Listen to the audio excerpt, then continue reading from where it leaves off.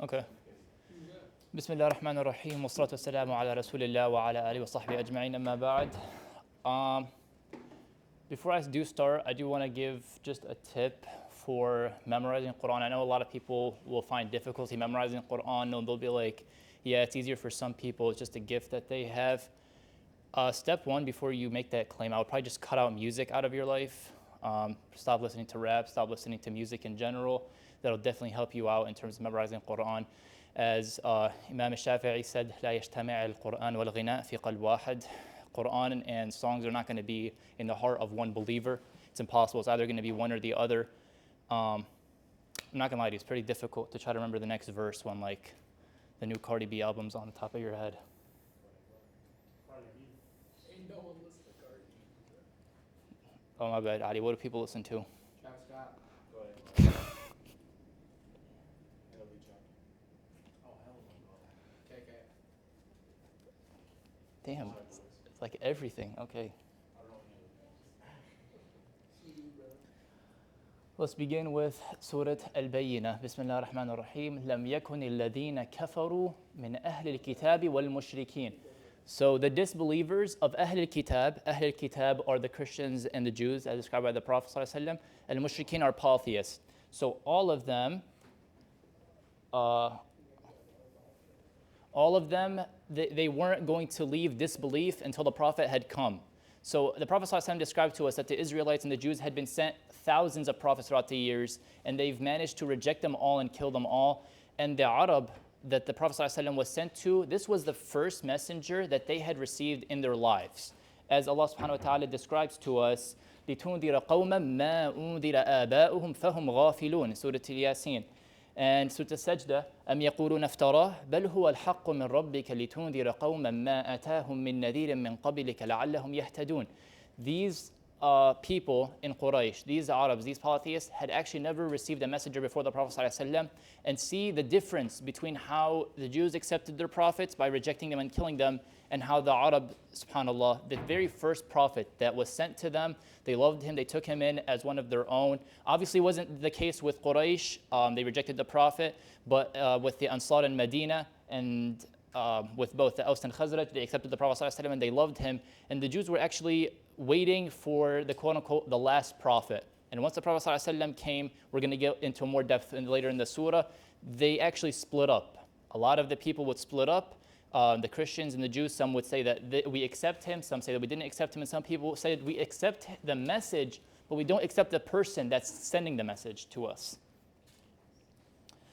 رَسُولٌ مِّنَ اللَّهِ يَتْلُو صُحُفًا مُطَهَّرًا The Rasul here, the messenger, is obviously the Prophet ﷺ, and he is reciting scrolls. What are these scrolls? We're obviously referring to the Quran.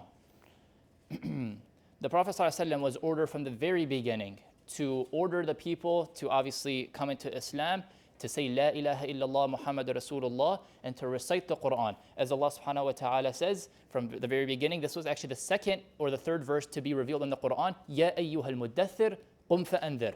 The Prophet's talking to somebody, the word muddathir means somebody that's hiding, somebody that's covering up. The Prophet ﷺ wasn't exactly ready the first time that he received the revelation from Angel Jibreel. He actually got scared and he went back and he started hiding. And Allah subhanahu wa ta'ala ordered him, Ya ayyuhal muddathir, get up and start warning the people. And as Allah subhanahu wa ta'ala says as well, وَاتْلُ مَا أُوحِيَ إِلَيْكَ مِنْ كِتَابِ رَبِّكَ in Surah Al-Kahf. So the Prophet ﷺ was always ordered by Allah subhanahu wa ta'ala to recite the Quran and to call the people to Islam. So now we're into the second verse of Surah Al-Bayyinah. We just said, رَسُولٌ مِّنَ اللَّهِ يَتْلُو صُحُفًا مُطَهَّرًا He's reciting scrolls that are purified. This is furthermore going to depth. فِيهَا كُتُبٌ قَيِّمَةٌ فِيهَا كُتُبٌ قَيِّمَةٌ means that these scrolls, this Quran, has a lot of commandments pertaining to, more specifically, punishments, laws of marriage, laws of inheritance. Allah goes into depth a lot of these topics in the various surahs, where obviously the Prophet ﷺ, there are a lot of things that isn't mentioned explicitly in the Quran. Like, for example, you have to pray 5 times a day. Where do you find that in the Quran? You have to fast 30 days of Ramadan. You have to give 2.5% of your yearly salary, or however much money that you've amounted. yearly towards zakah. A lot of these specific commandments were described by the Prophet ﷺ, but they build off of one another. Either way, the Quran in and of itself does cover a lot of these commandments. وَالسَّارِقُ وَالسَّارِقَةُ فَاقْطَعُوا أَيْدِيَهُمَا جَزَاءً بِمَا كَسَبَا, talking about the punishment for thieves. الطلاق مرتان, talking about more or less laws for divorce. And then وَلَكُمْ نِصْفُ مَا تَرَكَ أَزْوَاجُكُمْ, etc. Surah An-Nisa, talking about laws of inheritance. A lot of these and the sunnah of the Prophet ﷺ are building off one another. As Allah subhanahu wa ta'ala said, وَمَا أَتَاكُمُ الرَّسُولُ فَخُذُوهُ وَمَا نَهَاكُمْ عَنْهُ فَانْتَهُوا, meaning whatever the Prophet ﷺ orders you or gave you, then take it and follow it, and whatever he told you to avoid, then avoid it. Because a lot of people will say, where is that in the Quran? We could very easily point at the sunnah and say, it says it right there, and Allah tells us in the Quran, listen to what the Prophet is saying. وَمَا تَفَرَّقَ الَّذِينَ أُوتُوا الْكِتَابَ إِلَّا مِنْ بَعْدِ مَا جَاءَتْهُمُ الْبَيِّنَةُ. This is what I was saying in the beginning, where a lot of the people got divided. There was the most infamous story, subhanAllah, of Sayyidah Safiya, one of the wives of the Prophet. Back when she was still with her family, with the Jews, she explained to us, she narrated this story to us. She said that as soon as the Prophet had migrated to Medina, because she's from Medina, her father and her uncle came back into the house like fast. And she was very surprised as to why they're in this hurry. And she heard her father say to her uncle, Ahua, is he the one? And he said, yes, he is. He said, is that the one that was mentioned in our Torah? Ahua alladhi madhkur indana fi at-Torah? Qalu na'am. He said yes to him. That's the prophet that was promised to us in the Torah that we're waiting for. So then she's saying that her father asked her uncle, what are you going to do? He said, عَزَمْتُ عَلَىٰ عَدَاوَتِهِ أَبَدَ الدَّهْرِ. He said, I plan on fighting him for the rest of my life. Doesn't matter. I'm not going to accept it. So that's an example of somebody from the Jews or in general who rejected the message, just rejected it blatantly.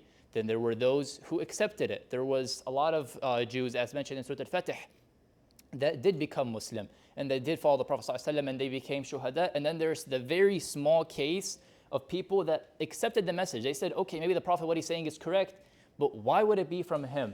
وَقَالُوا لَوْلَا نُزِّلَ هَذَا الْقُرْآنُ عَلَى رَجُلٍ مِّنَ الْقَرْيَتَيْنِ عَظِيمٍ. In Surah Al-Zukhruf, why would this message not be revealed to somebody of more importance than the Prophet? Why not Al-Walid ibn al-Mughira or the other individual from the Ta'if? Then we're going to go into the 5th verse. وَمَا أُمِرُوا إِلَّا لِيَعْبُدُوا اللَّهَ مُخْلِصِينَ لَهُ الدِّينَ حُنَفَاءَ وَيُقِيمُوا الصَّلَاةَ وَيُؤْتُوا الزَّكَاةَ وَذَلِكَ دِينُ الْقَيِّمَةِ. It's not going to hurt any of them what they're being asked from the Prophet ﷺ, not financially, not physically. There is not going to be a burden that's going to be put on anyone that's too much for themselves. As Allah says in Surah Al-Baqarah, لَا يُكَلِّفُ اللَّهُ نَفْسًا إِلَّا وُسْعَهَا وَلَا تُلْقُوا بِأَيْدِيكُمْ إِلَى التَّهْلُكَةِ.